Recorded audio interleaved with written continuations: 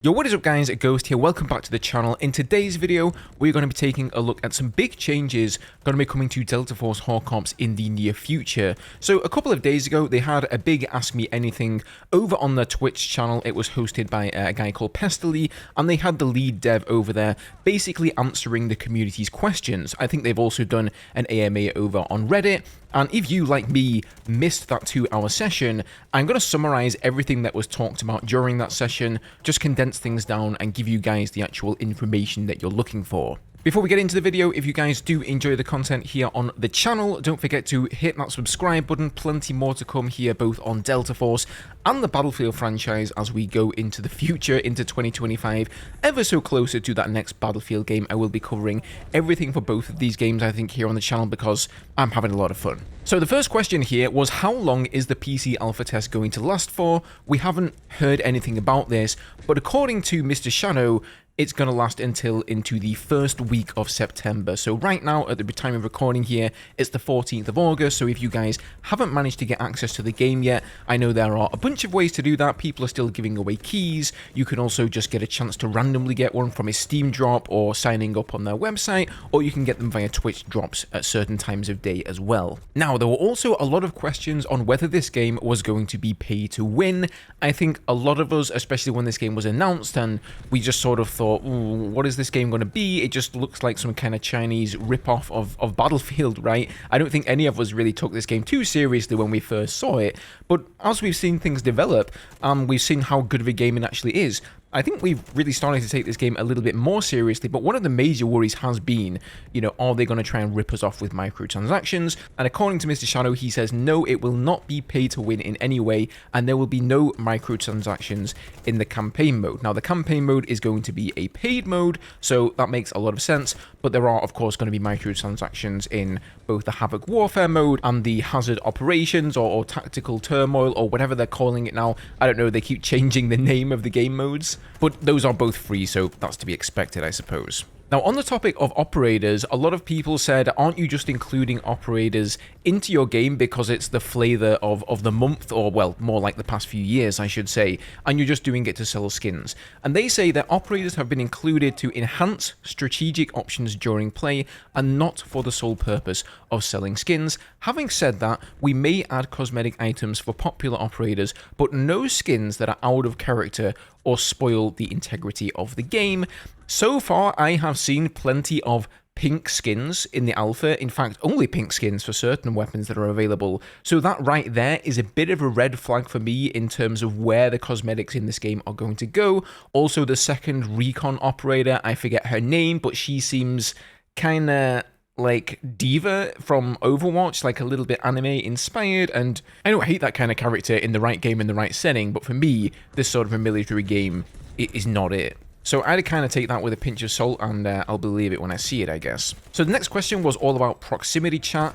There are no current plans for proxy chat for Hazard Operations, but they do want to include it in Havoc Warfare, which I think is awesome because that's something I've always wanted in Battlefield. One of the few things that I think is kind of fun in Call of Duty is the proximity chat. It just leads to some interesting moments, people having a laugh over comms. Of course, some people are going to be toxic, they are going to be obnoxious, but it's the same thing with the all chat, right? If somebody's being a dick in-game, just ban them, mute them. Of course, the developers have to provide us with those tools as well, but I think not having proxy chat in games in this day and age, toxicity is not a reason really, because no matter what you do with people, they're always going to find a way to be idiots, especially on the internet. Now, regarding anti-cheat, they want to apparently move more of the game's processing to the server side in order to combat cheaters.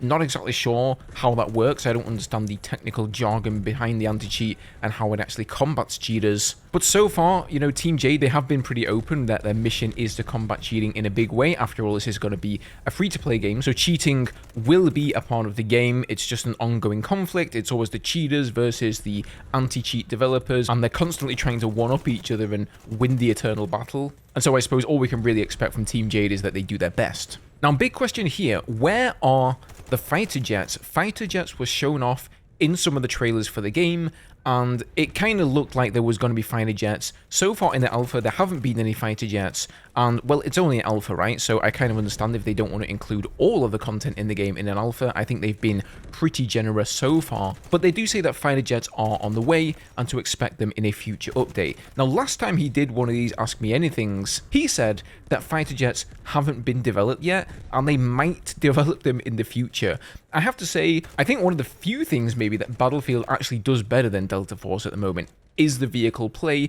It really feels like vehicles have been tacked on in this game. Obviously, with the Havoc Warfare mode, they're going directly after the Battlefield audience, right?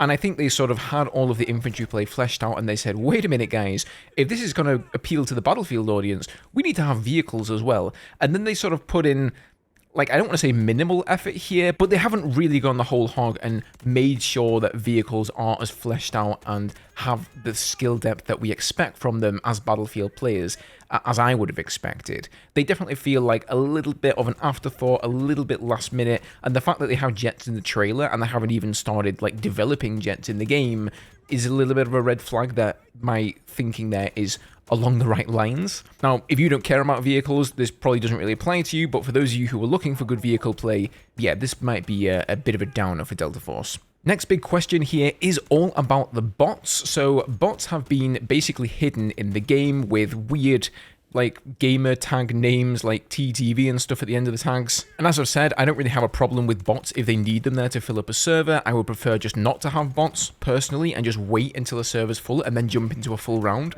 I think people expect far too much these days to just be able to leap into matchmaking and boom, get in a game straight away and just start playing. Maybe that's just me, but I would prefer no bots. But at the very least, if they are going to have bots, they need to be labeled as bots so you know who is a real player and who is not. Now, he says here that the number of bots will be reduced as we continue to bring more people into the alpha test. So that's not really, I mean, that's kind of obvious, right? As more people start playing the game, then yes, of course, there's going to be less bots, but that's not really solving the problem that they're not labeled. So I would have liked to see him just come out and say, okay, let's just add an AI tag to the end of their names. There were also some questions here about the TTK and about armor, whether it's like a little bit too slow or a little bit too fast, and basically he just says that will be monitored and adjusted based on player data and feedback. So kind of like a nothing burger answer there, like, yeah, like obviously that's what you're going to do. However, I can also understand that they don't want to make big sweeping changes to the TTK and armor systems when we are only in the alpha. So you really shouldn't be expecting that kind of thing, to be honest, anyway. Now, on the topic of aim assist, he says there will be no aim assist for mouse and keyboard players on PC. That's fantastic. I don't know why people thought there would be aim assist for mouse and keyboard players on PC, so kind of a weird question, but nevertheless, good to see that confirmed. And this is the last one, and this is kind of a big deal to me. So just for a little bit of background on this issue, the current camera in Delta Force works like this. Where you are looking is in your character's eyes, and that's where your crosshair is, right, where you're shooting, which basically means that if your character has its head poking over some cover, you are essentially firing bullets out of your eyes, and so you can get on some really, really nasty head glitches. Now, this was, interestingly enough, an issue in Battlefield 4. They then actually changed the camera position, or where the bullets came from, to be in your chest instead of your head. So now, if you were on some sort of a head glitch, it was more like a chest glitch, and you can actually see a little bit more of the soldier there to shoot them back and have a chance of winning that gunfight. And people brought that up in the AMA, but he just says, with regards to the current camera position, which sometimes allows players to avoid head damage, this will be investigated. So again, I'm not expecting like a sweeping change here in the alpha test, but I really think some of the head glitches in Delta Force can be absolutely ripe for abuse. And some people may say, you know, that's just more realistic. If you sort of put the butt of your rifle on some cover, all you can really see is your head and your arms, right? The rest of your body is hidden behind there. But when you're playing an FPS game, I think it really just boils down to worse gameplay for the sake of realism. That's not a trade I'm willing to take. I will take gameplay over realism any day, week, or year. If we can get both, if we can have gameplay and realism, that's absolutely fantastic, but I'm not willing to sacrifice the former for the latter. Now, I know a lot of you guys will have been hoping that there were some sort of questions about the console version of the game. I see you guys in the comments asking, when is this game coming to console? I want to play the alpha, and I've only got a PlayStation, or I only play on Xbox. They don't have anything to say about that yet, but the game is slated to release sometime this year. Whether that's going to be like a console release along with the PC release, or they're going to do the PC release first, and then console is going to come later, I'm not entirely sure. What I do know is that they are developing the mobile version of the game alongside the PC version. And that's most likely because, well, first of all, they have a background in mobile development. They actually did the Call of Duty mobile game. But secondly, because they're Chinese, right? And as we all know, Chinese mobile gaming is absolutely massive. But they have definitely stated that console development is an ongoing project. They are working on it. It's just not quite ready yet. So there you go, guys. That is just about going to do it. Personally, I'm fairly happy with what he had to say there. Some good answers. Some answers that, well, weren't really answers at all, to be honest with you. But I don't think there's anything here that I actively disliked. But as always, guys, let me know down in the comments what you thought about his answers here. Thanks for watching the video. As always, hit the like button, hit the subscribe button. Take care, and I'll see you guys in the next one.